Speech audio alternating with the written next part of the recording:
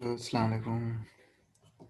तो last tutorial में मैंने डिस्कस की थी डिटर्मिनेंट्स और उसके बाद का जो टॉपिक था, क्योंकि लास्ट वीक में मैं ले नहीं सका था और तो मैं अभी ये ट्यूटोरियल ले रहा हूँ। तो इस वाले ट्यूटोरियल में मुझे डिस्कस ये करना है कि वेक्टर स्पेस और सब स्पेस, ये दोनों टॉपिक्स मुझे डिस्कस करना है। और नल स्पेस भी अगर टाइम रहेगा तो नल स्पेस भी डिस्कस कर लेंगे।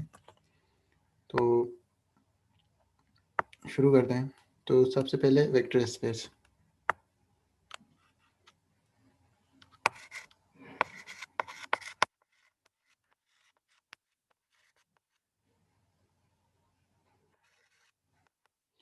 वैसे वेक्टर स्पेस तो सर ने डिस्कस किया क्लास में।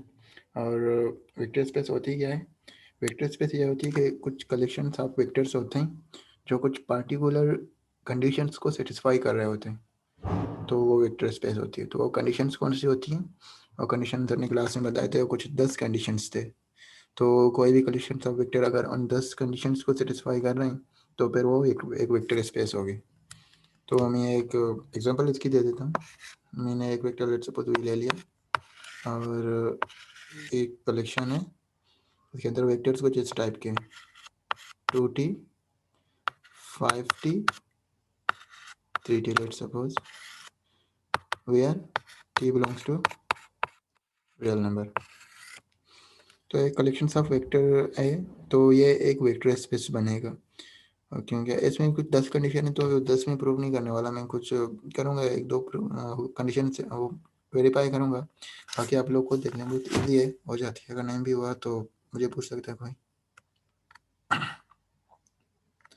अच्छा, तो इसमें जो सबसे पहली कंडीशन थी वो ये थी कि यू और वी जो हैं इसी वी के अंदर है, तो यू प्लस वी भी इसी के अंदर आनी चाहिए। तो मैं सपोज कर लेता हूँ कि मेरे पास जो यू है वो क्या है, वो ये है कि लेट्स सपोज सही -2t1 5t1 3t1। अच्छा, कुछ स्टूडेंट ये कर लेते हैं कि इसको सेटिस्फाई करने के लिए वो एक पार्टिकुलर वेक्टर ले लेते हैं और वी को भी कोई पार्टिकुलर वेक्टर ले लेते हैं, उन दोनों को ऐड करके शो करते हैं ये कि इसी के अंदर मौजूद है। तो प्रूव करने के लिए कभी भी पार्टिकुलर मतलब किसी ऐसी वैल्यूज़ नहीं लेते हैं।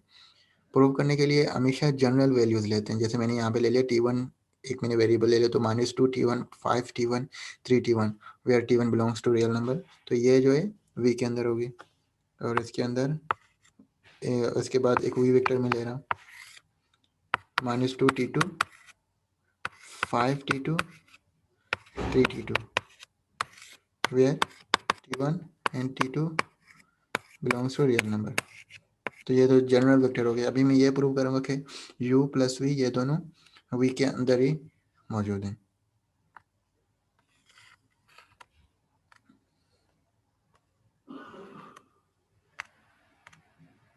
सॉरी, आउट कर लेता हूँ। हाँ, तो u प्लस वी जो है वो होगी क्या, -2t1 5t1 3t1, यहाँ पे प्लस आ जाएगा -2t2 5t2 3t2। अच्छा, यहाँ पे अगर मैं -2 कॉमन ले लूँ तो यहाँ पे आ जाएगी t1 प्लस t2, यहाँ पे आ जाएगी 5 t1 प्लस t2, यहाँ पे आ जाएगी 3 t1 प्लस t2। तो चूँकि t1 t2 रियल नंबर से बिलोंग कर रहे हैं, तो t1 प्लस t2 ये कहाँ पे बिलोंग करेगा, ये भी रियल नंबर पे ही बिलोंग करेगा। इसका मतलब ये होगा कि u प्लस वी ये भी v के अंदर ही बिलोंग करेगा। तो ये पहली वाली कंडीशन सेटिस्फाई हो गई। इसके बाद दूसरी कंडीशन क्या थी? दूसरी कंडीशन ये थी कि दूसरी कम्यूटेटिविटी थी कि u plus V equals to V plus U. तो इसमें डिफरेंस ये आएगा कि यहाँ पे एंड में जो, ये मैं मार्क कर लेता हूँ, ये चीज़ जो आई है यहाँ पे मैं कम्यूटेटिविटी यूज़ करूँ जो कि रियल नंबर में कम्यूटेटिविटी होल्ड करती है। तो ऊपर वाला सारा कुछ सेम हो जाएगा। तो यू प्लस वी तो मैंने कैलकुलेट कर लिया, तो वी प्लस यू को भी इसी तरह करके जो एंड में आ जाएगा, इसका जो आंसर कुछ इस तरह होगा, वी प्लस यू, ये हो जाएगी -2 T2 प्लस T1 और 5 T2 plus T1, 3 T2 plus T1। चूँकि रियल नंबर में कम्यूटेटिविटी ऑल्ट करती है, तो यहाँ पे मैं इसको लिख सकता हूँ -2 T1 plus T2, 3 T1 plus T2 और 5 यहाँ पे 3 T1 प्लस T2। तो इसका मतलब u प्लस वी और v प्लस यू ये दोनों सेम है, इक्वल हैं। तो इस तरह से बाकी 8 कंडीशन भी आप लोग देख लें, बहुत ही ईजी से हैं, मुश्किल नहीं है, इजीली हो जाते हैं। तो बाकी कंडीशन आप लोग देख लेंगे, अगर किसी को कोई मतलब वगैरह आ रहा हो तो फिर मुझे पूछ सकते हैं व्हाट्सएप पे, या फिर कैंपस में आ सकते हैं, कैंपस में भी अवेलेबल होता हूँ मंडे टू थर्सडे। और तो ये वेक्टर स्पेस हो गई। अच्छा, तो वेक्टर स्पेस को इस तरह बेसिकली प्रूव करते हैं। अच्छा, वेक्टर स्पेस के बाद आता है सब स्पेस। तो सब स्पेस क्या होती है? सब स्पेस भी किसी वेक्टर स्पेस से ही जनरेट होती है, मतलब किसी वेक्टर स्पेस का कोई पेरेंट वेक्टर स्पेस अगर हो तो वो वाली वेक्टर स्पेस सब स्पेस होती है। जैसे एक इसको इस तरह ले सकते हैं, एक बड़ी वेक्टर एक थोड़ी छोटी सी वेक्टर किसी बड़ी वेक्टर के वेक्टर स्पेस के अंदर आ रही है, तो वो सब स्पेस होती है। तो सब स्पेस की भी कुछ कंडीशंस होती हैं।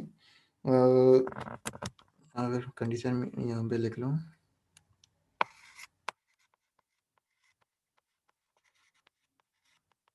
सब स्पेस की भी 3 कंडीशन है। तो वेक्टर स्पेस को प्रूव करने के लिए मतलब 10 कंडीशंस होती थी, सब स्पेस के लिए सिर्फ 3 ही कंडीशंस होती हैं। जिनमें से पहला ये है कि इस स्पेस में 0 वेक्टर होनी चाहिए।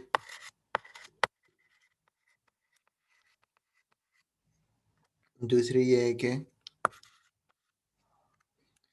अगर u और v इसी सब स्पेस को मैं यहाँ पे h का नाम देता हूँ, और इसको मैं यहाँ पे ऐसा ले सकता हूँ कि 0 वेक्टर है, बिलोंग्स टू h, और u belongs to u comma v belongs to h implies u plus v belongs to h। ये कंडीशन सेटिस्फाई हो। जो थर्ड कंडीशन है सी, वो ये है कि अगर u बिलोंग कर रहा है h से और c कोई स्केलर है,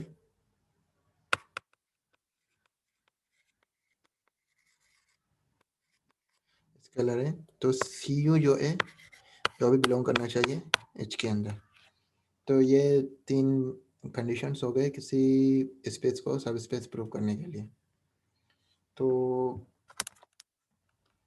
इसकी कोई एग्जांपल कर लेते हैं। तो अगर हम पहली वाली जो हमने v लिखी थी, अगर उसी को लेते चलें, -2 T 5 T 3 T, इसको अगर मैं यहाँ पे लिख लूँ, v मेरे पास था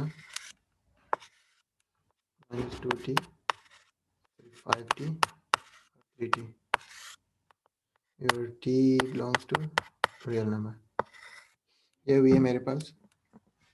तो ये v जो है ये सब स्पेस है R3 का, सब स्पेस है R3 का। तो वो प्रूव कैसे करोगे? वो इस तरह करोगे कि v के अंदर जो 3 कंडीशंस थी ये सेटिस्फाई होनी चाहिए। अच्छा, जो पहली कंडीशन है वो ये थी कि 0 वेक्टर इसमें होनी चाहिए। तो पहले R3 का 0 वेक्टर कौन सा था? 0 0 0। तो R3 का 0 वेक्टर था 0 0 0। तो ये वेक्टर आनी चाहिए v के अंदर। तो ये चेक कर लेते हैं v के अंदर है या नहीं। तो वो इजी है, अगर मैं यहाँ पे t को 0 ले लूँ, t इक्वल्स टू 0, तो फिर क्या बन जाती है? वेक्टर 0 0 0 आ जाती है, 0 वेक्टर आ जाती है। तो मतलब ये बिलोंग कर रहा है वी के अंदर, तो पहली कंडीशन तो सेटिस्फाई हो गई। और दूसरी कंडीशन कि यू और वी दो वेक्टर ले लो वी के अंदर, तो इन दोनों का जो सम होगा वो भी इसी के अंदर होनी चाहिए, तो ये भी सेटिस्फाई हो रहा है। ये तो ऊपर मैंने प्रूव भी की थी सब स्पेस के अंदर, ये वाली थी, तो यहाँ से यही प्रूव हो गया था, तो दूसरी कंडीशन भी हो गई। इसके बाद तीसरी कंडीशन को किस तरह प्रूव करोगे? वो इस तरह करोगे कि मी ने जनरल एक वी ले लिया, वी वन मैंने ले लिया -2 T1, या फिर टी ले लो, कुछ भी ले लो, 5T और 3T। मुझे ये देखना है कि C टाइम्स T भी इसी के अंदर आनी चाहिए, तो C टाइम्स V जो है, तो C टाइम्स V वो क्या हो जाएगी, C times -2T, C times 5T, C times 3T, जो कि इक्वल है -2TC और 5TC और 3TC। और अब देखें ये जो TC है, T रियल नंबर है, C रियल नंबर है, तो फिर TC इन दोनों का प्रोडक्ट भी कोई रियल नंबर ही आएगा। इसका मतलब C टाइम्स U ये भी V के अंदर ही आ गया, जिसका मतलब जो V है मेरे पास बेसिकली सब स्पेस हो गया R3 का।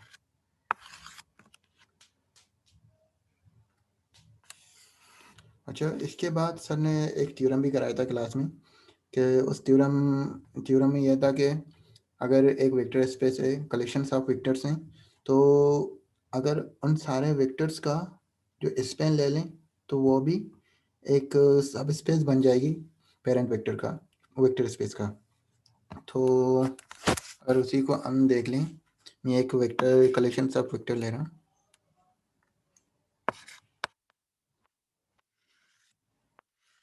कलेक्शन ऑफ वेक्टर में ले रहा हूँ -2 5 3, बाद -4 20 12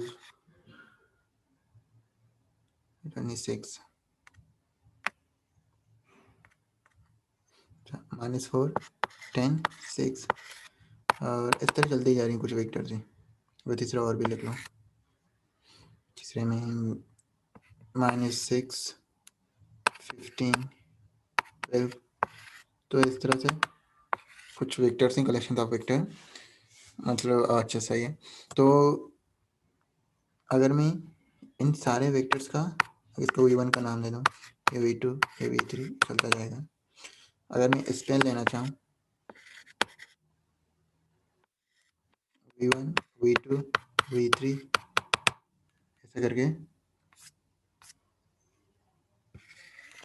तो वो किसकी इक्वल आ जाएगी, span of V1। Span of V1 क्यों आएगी, क्योंकि अगर आप देखें जो आगे वाले जो भी वेक्टर्स हैं वो सारे मल्टीपल हैं एक V1 के या V2 के, किसी भी एक वेक्टर को ले लो, तो इन सारों का जो स्पेन आएगा स्पेन ऑफ V1 आएगा। और इसका मतलब ये होगा कि स्पेन ऑफ V1 जो है,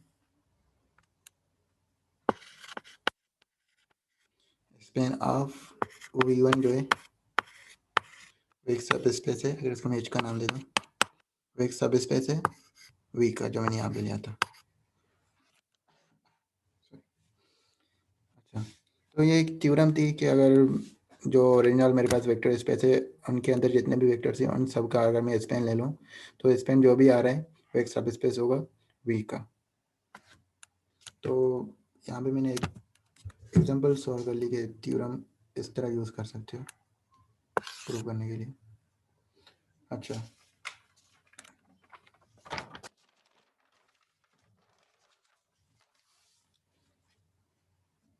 तो इस पर थोड़ा और डिस्कस कर लेते हैं। वही दूसरा जनरल एक वेक्टर स्पेस ले लेता हूँ, W इक्वल्स टू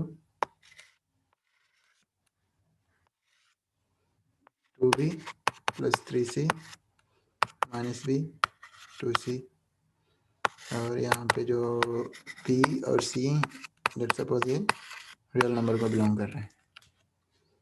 तो मेरा क्वेश्चन ये है कि जो W है वो एक सब स्पेस है R3 का। तो इसको अगर आप उस तरह प्रूव करना चाह रहे हैं तो तीनों कंडीशन से उस तरह भी कर सकते हैं, तो उस तरह पहले कर लेते हैं।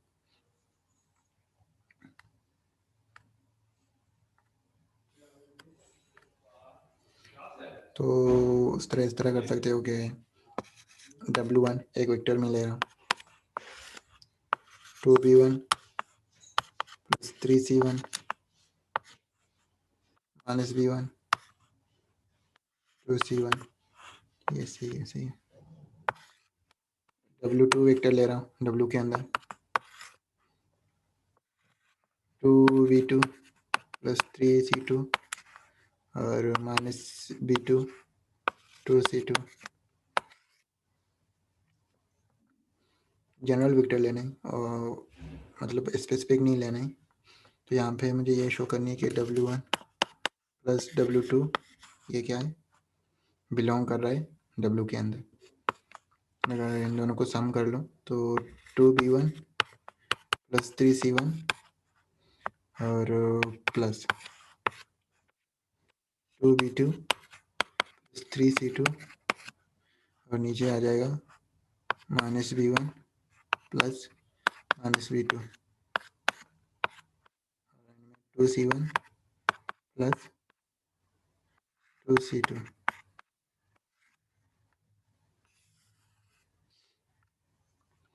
तो यहाँ पे अगर मैं इसको अरेंज करके लिखूँ तो यहाँ पे आ जाएगा 2B1 plus B2 plus 3C1 plus C2, यहाँ पे माइनस B1 प्लस B2, यहाँ पे आ जाएगा 2 times C1 plus C2। Sorry, अच्छा यहाँ पे देखें B1 प्लस B2 भी रियल नंबर है, C1 प्लस C2 भी रियल नंबर है। और तो इससे ये कंक्लूड कर लोगे तो ये वाली जो मेरे पास W1 प्लस W2 है ये भी W के अंदर ही बिलोंग कर रहा है। अच्छा, इसके बाद अच्छा जो पहली कंडीशन थी कि जीरो वेक्टर इसमें होना चाहिए, तो R3 का जो जीरो वेक्टर है वो 0 0 0 है और W के अंदर अगर B C को दोनों को जीरो पुट कर लो तो जीरो आ जाती है। तो हमने प्रूव नहीं किया क्योंकि ये वाली नेक्स्ट इसमें आ रही है।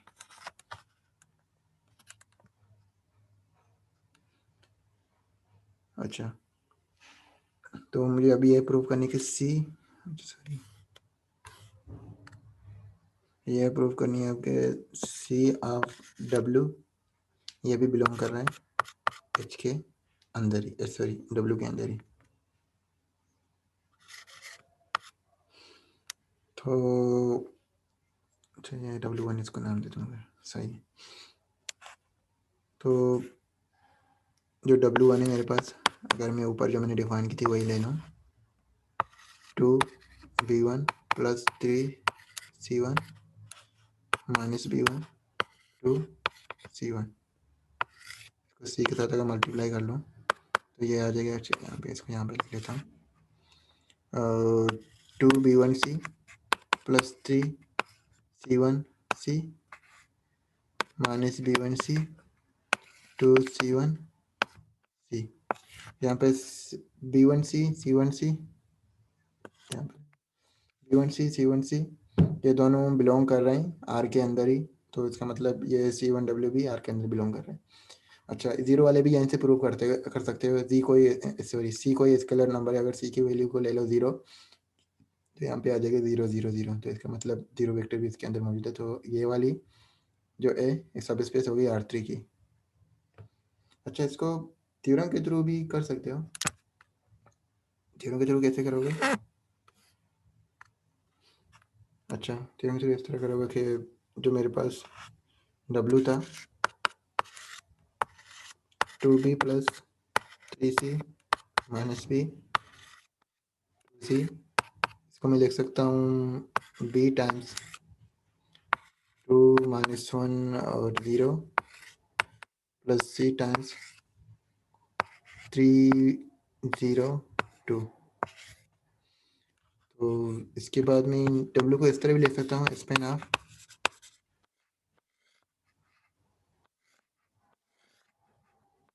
2 1 0 3 0 2।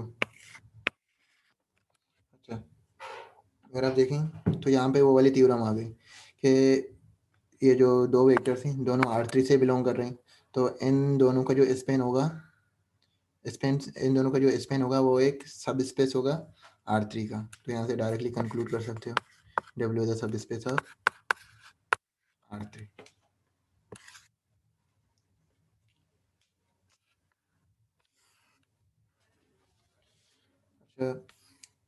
ये कुछ कुछ वेक्टर्स और मैट्रिक्स से रिलेटेड एग्जांपल्स है। तो सर ने पॉलिनोमियल वेक्टर से भी कुछ कराया था, पॉलिनोमियल से भी कराया था। तो पॉलिनोमियल वाले में कुछ प्रॉब्लम्स कर लेता हूँ। तो अगर मैं थोड़ा वो कर लूँ कि अगर पी एन क्या होती है, पी एन एक पॉलिनोमियल होती है,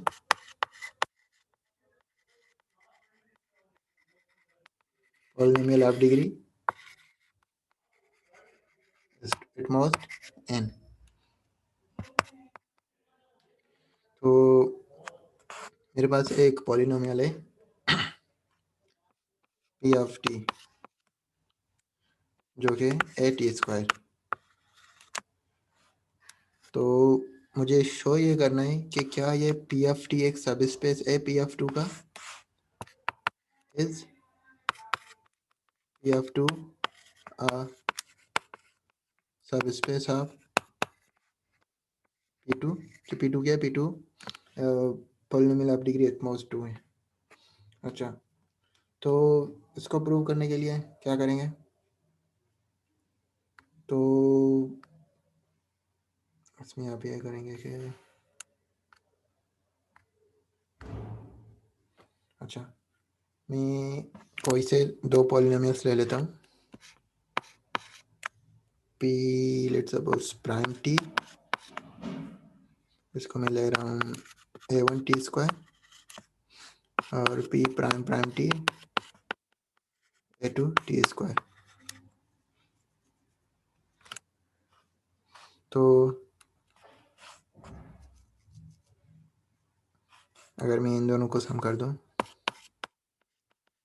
plus P prime prime of T A one T square plus A two T square. अच्छा, यहाँ पे जो ए वन और ए टू है, अगर मैं रियल नंबर से काम कर रहा हूँ तो ये दोनों रियल नंबर को बिलोंग कर रहे हैं,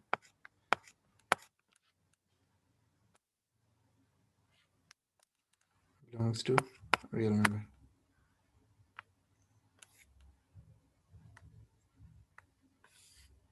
अच्छा, यहाँ पे अगर मैं टी स्क्वायर कॉमन ले लूँ तो a one plus A two, तो ये क्या बन जाएगा, a one plus A two भी कोई रियल नंबर बन जाएगी और कोई real number times t square आ रहा है। तो अगर ओरिजिनल को देखूँ तो सी की फॉर्म का आ रहा है, इसका मतलब ये कौन सी वाली हो गई, अगर यू और वी दो वेक्टर ले लिया तो यू प्लस ये भी इसी के अंदर ही आ गई। और इसके बाद अब दूसरी प्रॉपर्टी भी चेक कर सकते हैं कि सी टाइम्स वो वेक्टर वो भी इसी के अंदर आनी चाहिए। तो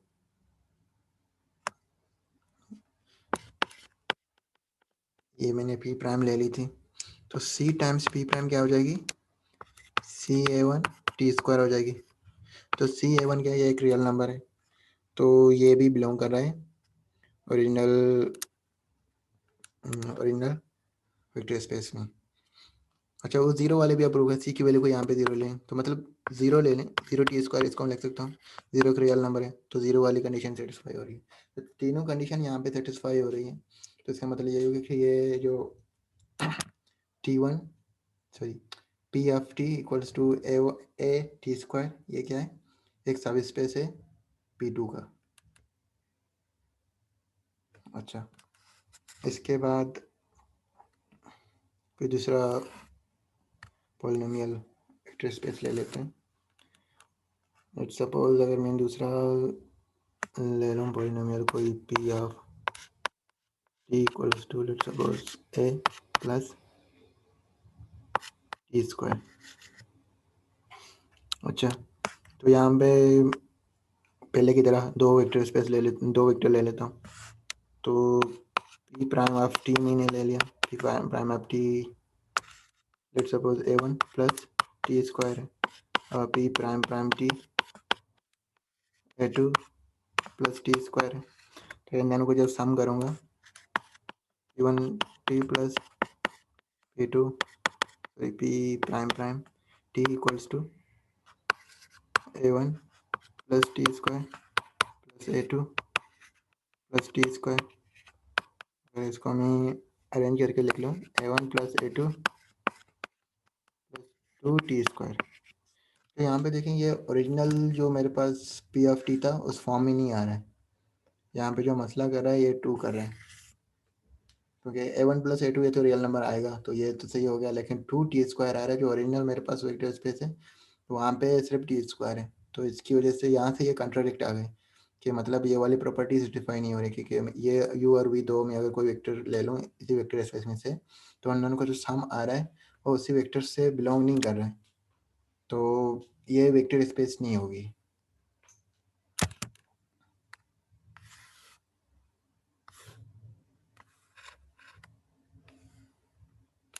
अच्छा, इस पर थोड़ा और डिस्कस कर लेते हैं, एक और एग्जांपल इसका कर लेता हूँ, फिर इसके बाद दूसरे टॉपिक पे चलते हैं।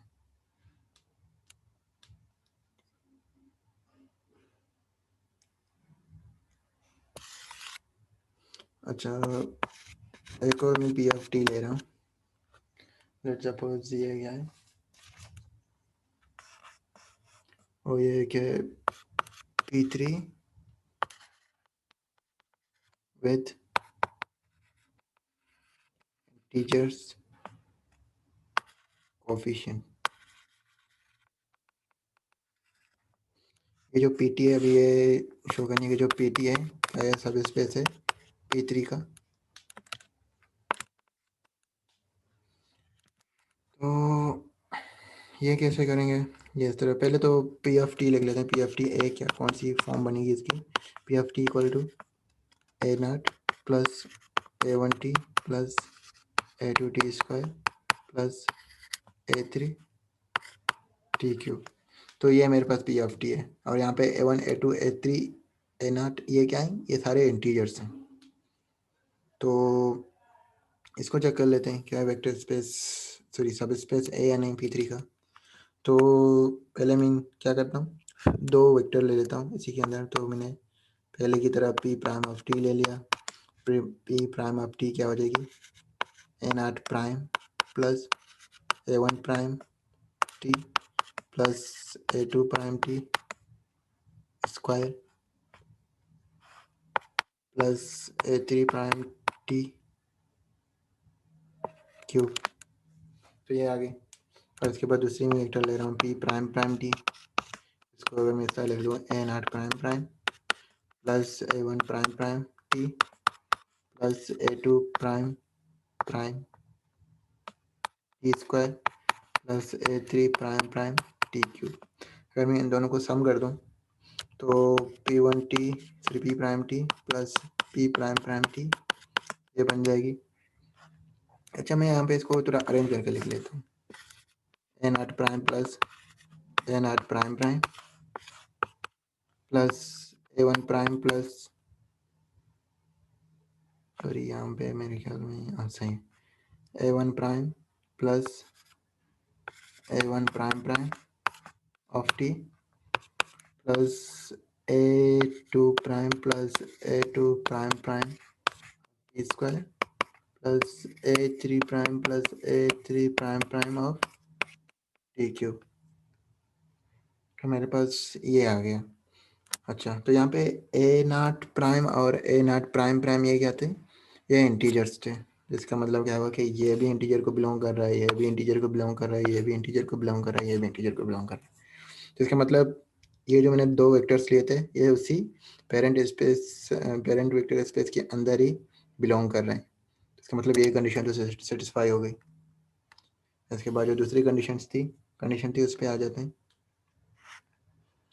अच्छा, दूसरी कंडीशन ये थी कि अगर एक वेक्टर ए पी प्राइम ये इसी वेक्टर के अंदर ही है, तो सी कोई स्केलर है,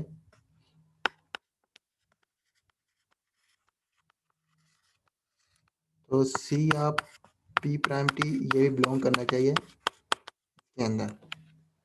अच्छा, तो यहाँ पे मसला आ जाता है, यहाँ पे ये मसला आता है अगर सी की वैल्यू को मैं लेट सपोज ले रहा हूँ 1/2। तो मेरे पास सी पी प्राइम टी क्या हो जाएगी, वो ये हो जाएगी कि A0 prime plus A1 prime t plus A2 prime t square plus A3 prime t cube. तो यहाँ पे देखें, ये जो टर्म्स आ रहे हैं, ये जो कोफिशिएंट्स आ रहे हैं यहाँ पे, क्या ये हमेशा इंटीजर्स होंगे या नहीं होंगे? तो ये हमेशा इंटीजर्स नहीं होंगे। A0 A1 A2 A3 इनकी कुछ वैल्यूज़ के लिए तो इंटीजर्स होंगे। जैसे जब भी A0 prime A1 prime A2 prime A3 prime ये जब भी इवन होंगे तो फिर ये इंटीजर्स ही होगा, मतलब ये पी टी के अंदर बिलोंग करेगा। ये जैसे ही अगर ये ऑड हो गए तो फिर ये पी टी के अंदर बिलोंग नहीं करेंगे। मतलब for all A0 A1 A2 A3 ये ट्रू नहीं है। इसका मतलब इस वाली कंडीशन में मसला आ रहा है, तो ये वाली कंडीशन सेटिस्फाई नहीं हो रही। तो इसका मतलब ये जो मैंने पी एफ टी लिखा था ये P3 का सब स्पेस नहीं है। सही है। तो अभी थोड़ा आगे नेक्स्ट टॉपिक पे चलते हैं।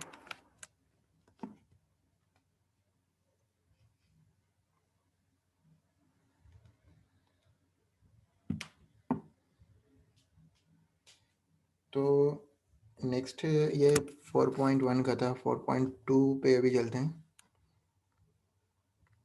4.2 में जो टॉपिक्स थे वो डिस्कस ये करने थे कि नल स्पेस क्या होती है और कॉलम स्पेस क्या होती है और कर्नल और रेंज क्या होती है, लीनियर ट्रांसफॉर्मेशन, तो ये वाली चीज़ें थी सारी।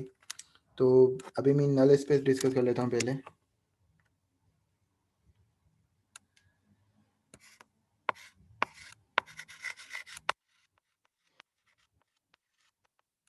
नल स्पेस बेसिकली होती क्या है, मेरे पास जब भी कोई मतलब होमोजीनियस सिस्टम है तो उस होमोजीनियस सिस्टम के जो सॉल्यूशंस होंगे बेसिकली वो नल स्पेस ही होती है।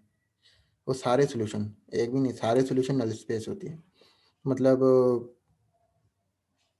मतलब इस तरह के मेरे पास कोई मतलब ऐसे ऐसे ऐसी मेरे पास कोई सेट ऑफ कलेक्शंस हो, सारी सेट ऑफ कलेक्शंस जो किसी होमोजीनियस सिस्टम को सेटिस्फाई कर रही हो, तो बेसिकली वो नल स्पेस होती है।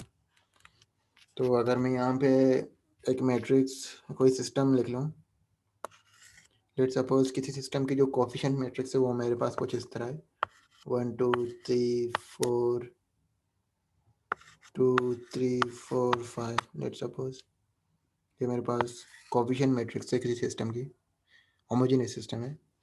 तो यहाँ पे 0 0 0 भी आ रहा है, लेकिन मैं होमोजीनियस कह रहा हूँ ना, तो उसको लिखने की ज़रूरत नहीं है। तो अगर मैं कोई वेक्टर ले लूँ v1, लेट सपोज मैं वहाँ ले रहा हूँ 3 -5 1 1। मैं देखना चाह रहा हूँ ये जो मेरे पास v1 वेक्टर है क्या ये नल स्पेस में बिलोंग कर रहा है नहीं कर रहा है। तो इसको चेक किस तरह कर सकते हैं, अच्छा इसको चेक इस तरह करते हैं कि अगर मैं v1 को, इसको मैं नेम देता हूँ, लेट सपोज ए नेम देता हूँ। अगर मैं v1 को a के साथ मल्टीप्लाई करूँ तो जो मेरे पास आंसर आने वाला है वो 0 आना चाहिए। अगर 0 आ गया तो ये नल स्पेस के अंदर होगा, अगर नहीं आ रहा है तो फिर नल स्पेस के अंदर नहीं होगा। तो पहले इसको चेक कर लेते हैं।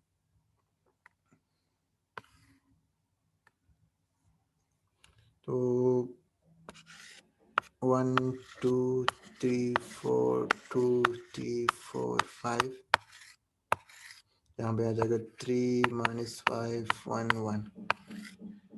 अगर इसको मल्टीप्लाई कर लो इक्वल्स टू, तो यहाँ पे क्या आ जाएगी, अच्छा इसको इसी तरीके से मल्टीप्लाई करते हैं, इक्वल्स टू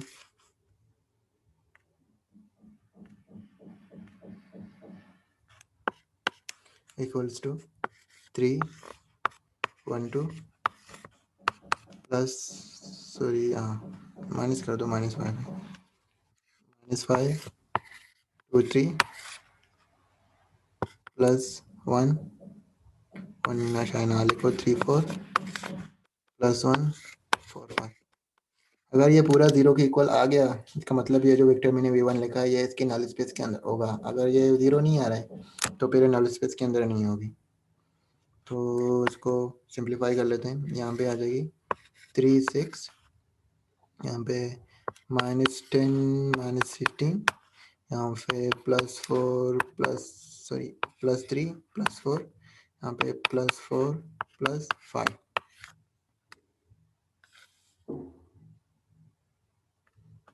तो यहाँ पे 3 3 4 ये 10 हो गए, -10 ये तो 0 हो गई। यहाँ पे 4 5 10 10 + 5 15 और -15 ये भी 0 हो गए। इसका मतलब ये होगा कि ये जो मैंने वेक्टर v1 लिया था ये नल स्पेस के अंदर मौजूद है। तो ये इस तरह अगर क्वेश्चन इस तरह अगर आ गया कि मतलब कोई वेक्टर किसी सिस्टम की नल स्पेस में है या नहीं, तो आप इसको इस तरह प्रूव कर सकते हैं। जबकि अगर कोई क्वेश्चन इस तरह आ रहा हो कि पूरी नल स्पेस ही फाइंड कर लो, तो इसके लिए पूरा ये सॉल्व करना पड़ता है। तो ये करते हैं, इसका नल स्पेस निकाल देते हैं।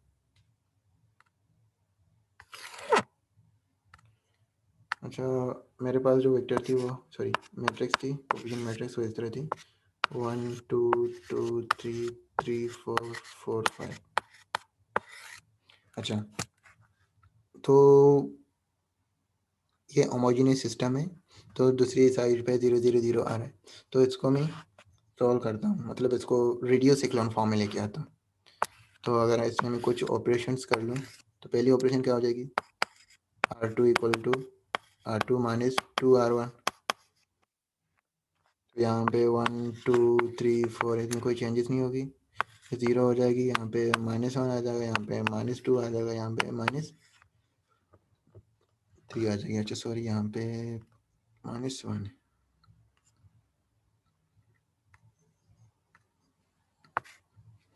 सही। और इसके बाद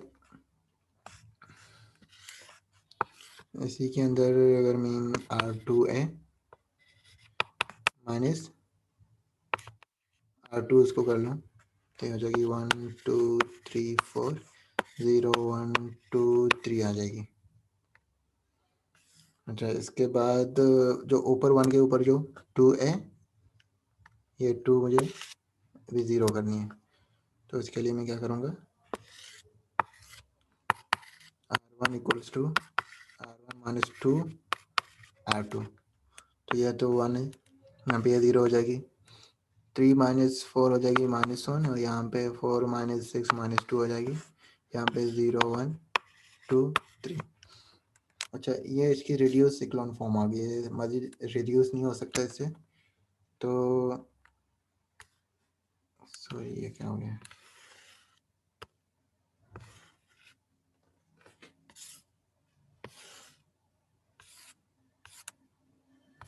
अच्छा तो अब इसका सोल्यूशन लिख लेते हैं। तो सोल्यूशन इसके क्या आएंगे,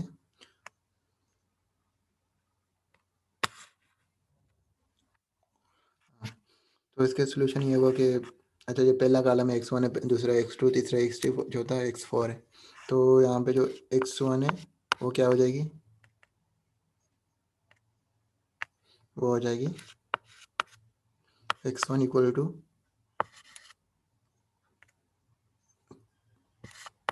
x3 + 2 x4, और जो x2 है वो हो जाएगी -2 x3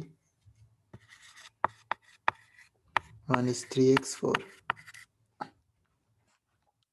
अच्छा, तो इसके बाद x3 जो कि फ्री वेरिएबल है x3 लिख लो, x4 फ्री वेरिएबल है x4 लिख लो। अच्छा, तो इसके बाद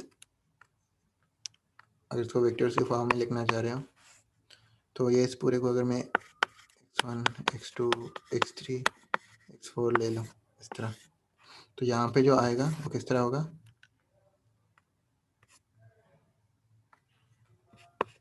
यहाँ पे x3 आ जाएगी। x3 वाले जो वेक्टर्स होंगे वो क्या हो जाएंगे, 1 -2 1 0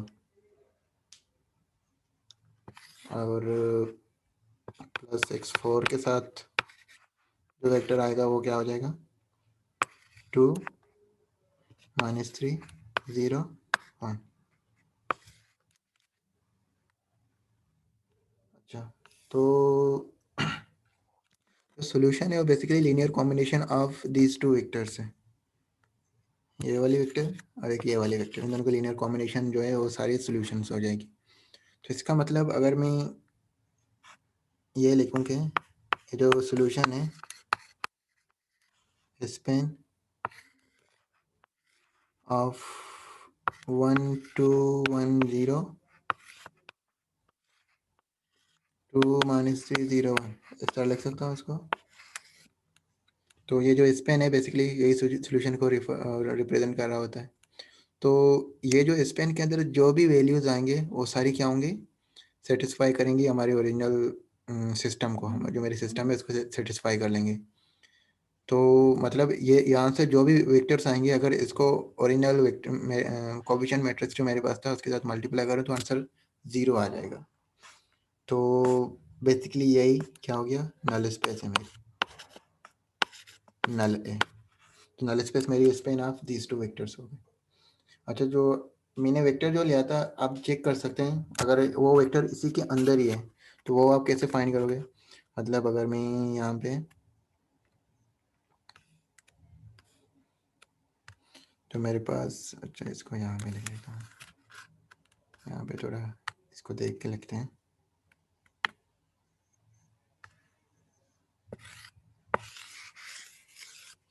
अच्छा, यहाँ पे x3 this 1 2 1 0 plus something 2 -3 0 1 equal क्या होनी चाहिए, जो मैंने वेक्टर लिया था वो क्या थी, वो थी 3 -5 1 1 ये वाली थी। तो यहाँ पे क्या वैल्यूज होंगी x1 x3 और x4 की, सिंपली ऑब्वियसली 1 होगी, ये वो नहीं है, कॉम्प्लिकेटेड कैलकुलेशन नहीं है। तो यहाँ पे क्या आ जाएगा, सेटिस्फाई हो जाएगी। इसका मतलब ये जो मैंने वेक्टर लिया था 3 -5 1 1 है बेसिकली इसी के अंदर ही था, यहाँ से भी हमने चेक कर लिया। तो अगर कोई मतलब सिंपल सी क्वेश्चन हो कि मतलब ये इसके नल स्पेस में है या नहीं, तो आपको ये पूरा काम नहीं करना पड़ेगा, सिंपली उसको उसी मैट्रिक्स के साथ मल्टीप्लाई करें। अगर आंसर 0 0 आ रहा है तो फिर 0 वेक्टर आ रही है तो उसके अंदर मतलब उसी नल स्पेस के अंदर बिलोंग कर रहा होता है, अगर नहीं आ रही है तो नल स्पेस के अंदर बिलोंग नहीं कर रहा होता है। और जब पूरी नल स्पेस का पूछ रहा हो तो फिर ये सारा पूरा प्रोसीजर ये पूरा काम करना पड़ता है कि नहीं आपको नल स्पेस इसकी मिल जाए। अच्छा, नल स्पेस जो इसको कर्नल भी कहते हैं, अगर मैं यहाँ पे ये करना चाहूँ कर्नल, इसको इस तरह शो कर दें, kernel of A. Kernel of A इसके इसमें क्या है, स्पेन 1 2 1 0 2 -3 0 1। तो ये मेरे पास कर्नल हो गया, या फिर नल स्पेस भी इसको कह सकते हो। तो ये हो गई कुछ, तो ये ट्यूटोरियल में यहीं पे ख़त्म करता हूँ और फिर दूसरी ट्यूटोरियल में मैं आगे कॉलम स्पेस, लीनियर ट्रांसफॉर्मेशन और उसके बाद जो लास्ट क्लास में इस वीक में जो सर ने कराई थी क्लासेस, तो फिर नेक्स्ट क्लास में मैं वो डिस्कस करने वाला हूँ। तो फिलहाल के लिए काफ़ी है। थैंक यू, अल्लाह हाफिज़।